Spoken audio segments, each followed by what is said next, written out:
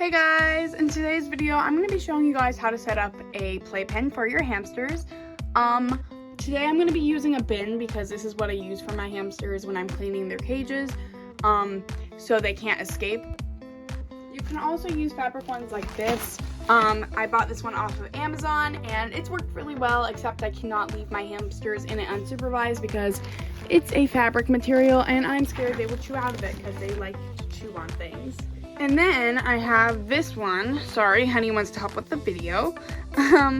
It's a little like wire playpen. It's good for playing with your hamsters, and that can be helpful sometimes.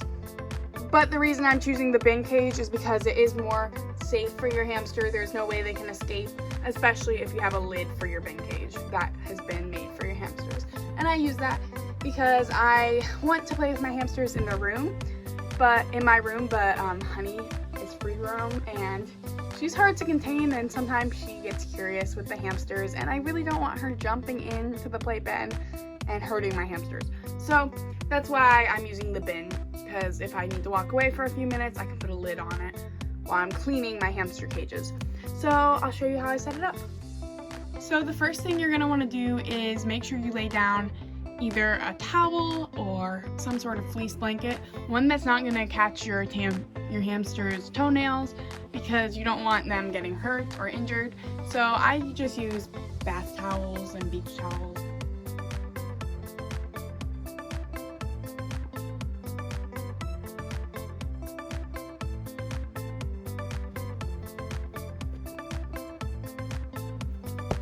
Okay, so the first step's done. Okay, so this next step is only optional.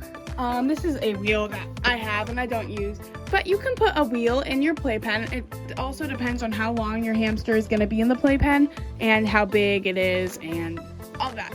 So you can put a wheel in your playpen. I'm just going to put mine over here. And especially if you're going to have your hamster in here for a little bit of a longer time, maybe while you're cleaning the cage, it's good to have a wheel in there so they can feel like they can run around and not only be trapped in this small area. If you have a bigger playpen or free roaming, then you don't need a wheel. Also, if your hamster is only going to be in here for like 10-15 minutes, they don't need a wheel either, or if you're like playing with them. Okay, now it's time to add fun stuff. This is really going to depend on your hamster and what you have around, but what I like to add is cardboard boxes that have holes cut in them so your hamster can go in and out of them. Toilet paper towel rolls, also depending on what size your hamster is. Sandcastle toys, or just like any hideouts for your hamsters to hide in. You can add different textures, you can add some substrates, but I'm not going to add substrates this time since it's just demonstration. Mugs, like I said, depending on the size of your hamster. Flower pots if it's a Syrian hamster. Rocks, different things to make your hamster have room and things to play with and to entertain them. So now let's just start putting things in.